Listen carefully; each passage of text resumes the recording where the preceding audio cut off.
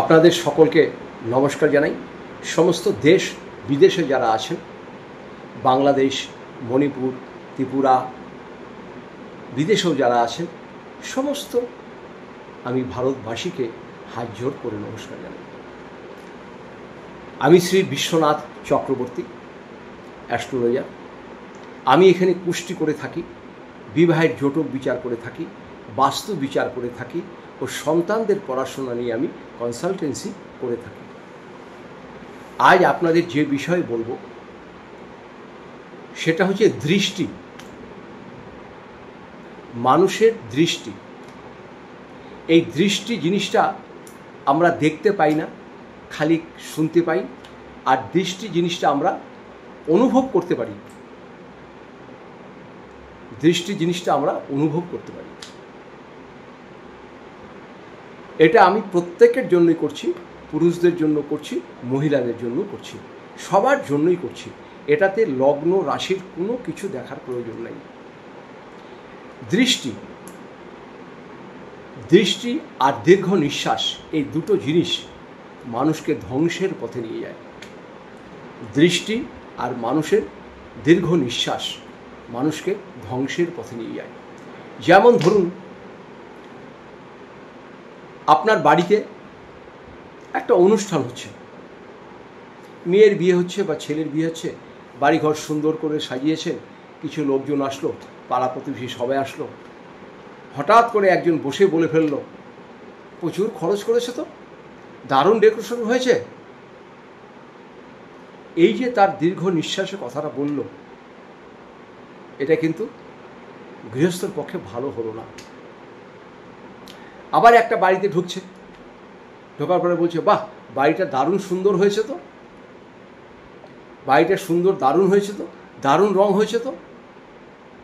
এটা হলো দৃষ্টি। কিছু কিছু মানুষের দৃষ্টি খুব খারাপ, যার উপরে দৃষ্টি পড়ে তাকে ধ্বংস করে দেয়। যেমন আমারই দেখা, একজনের বাড়িতে একটা পেয়ারা গাছ আছে, প্রচুর পরিমাণে ভালো ভালো ধরনের পেয়ারা হয়েছে। পাশের বাড়ি একজন ভদ্রমহিলা বলল, দিদি, আপনার পেয়ারা গাছটা তো খুব ভালো হয়েছে, পেয়ারা তো খুব দারুণ হয়েছে। শুধু এই কথা বলা, তার 3 দিন পর থেকেই ধরন্ত পেয়ারাগুলো সব পড়ে যাচ্ছে মাটিতে, আর পাতাগুলো শুকিয়ে গড়িয়ে যাচ্ছে। এটা হচ্ছে দৃষ্টি। আর একটা বাড়িতে যেমন একটা কলা গাছে প্রচুর কলা বোঝা এসছে, কলা কেবল ছেড়েছে। ওই ভদ্রমহিলাই বলছে, দিদি, আপনার কলা গাছটা তো খুব ভালো হয়েছে, দারুণ কলা তো, দারুণ কলা হয়েছে। যাহা বলে দিল, 7 দিন পরে কলা গাছটা শুকিয়ে গেল। এটা হচ্ছে দৃষ্টি।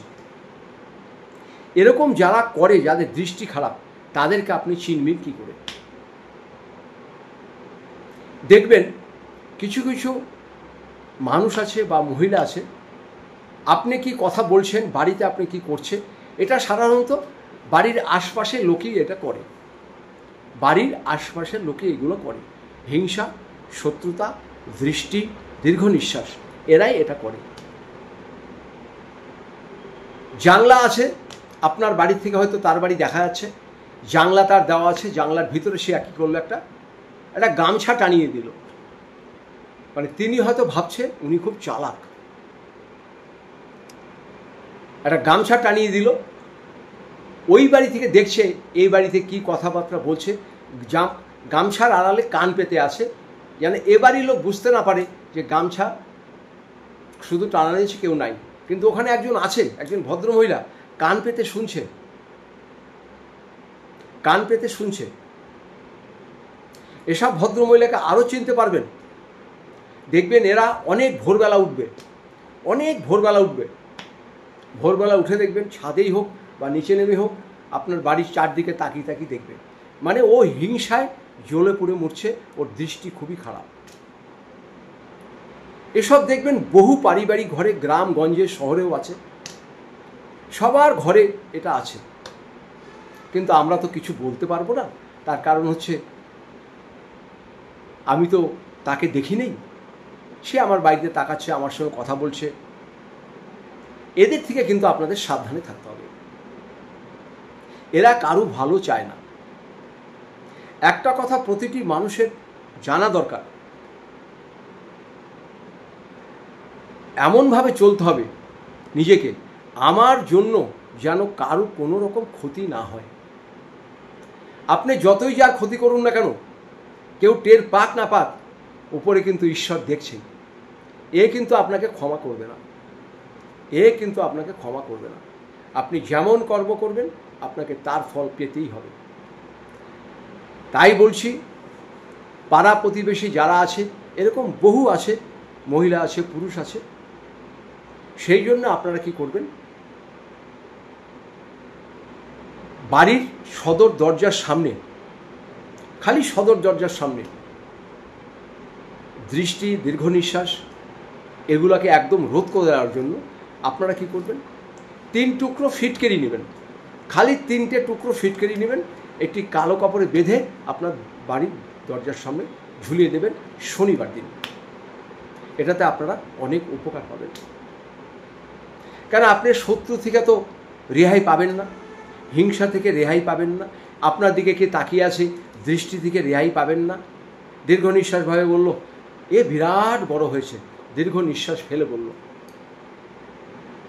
এর ছেলেটি বিরাট চাকরি পেয়েছে, এর মেয়েটি বিরাট ঘরে বিয়ে হয়েছে। এই যে হিংসা, জেলাসি, এটা কিন্তু মানুষকে একটা ধ্বংসের পথে নিয়ে যায়। কিছু করার নাই, এরকম বহু মানুষ আছে, বহু মহিলা আছে যে তারা অন্যের ভালো দেখতে পারে না। তাই বলে আমি আপনাদের অনুরোধ করে বলবো, আপনাদের ক্ষতি যেই করুক না কেন, আপনারা কারো ক্ষতি করবেন না, এটা আপনাদের কাছে আমার অনুরোধ রইল। খালি শুধুমাত্র ফিটকারি টানিয়ে দিন, আর সম্ভব হলে মাসে একবার করে, শনিবার করে একটু ফিটকারি জল সমস্ত বাড়িতে ছিটিয়ে দিন, ঘরের ভিতরে বাইরে সব জায়গায় ছিটিয়ে দিন। নেগেটিভ জিনিস যতটা আপনার ঘরে ছিল ঠিক বেরিয়ে চলে যাবে। এই যে আমরা ধূপ দেই, লবণ দিয়ে ঘর মুছি, ঝাড়ু দিয়ে ঘরই করি, এগুলো তো একটা ফাংশন আছে, এগুলো সবই বিজ্ঞান ভিত্তিক ব্যাপার। যাক, ভিডিওটা অনেক বড় হয়ে যাবে, আর বাড়াচ্ছি না। আমি এখানে কুষ্টি করে থাকি, বিভাগ জটক বিচার করে থাকি। যদি আপনাদের প্রয়োজন হয় আপনারা আমার সাথে যোগাযোগ করবেন। ভালো থাকবেন, নমস্কার।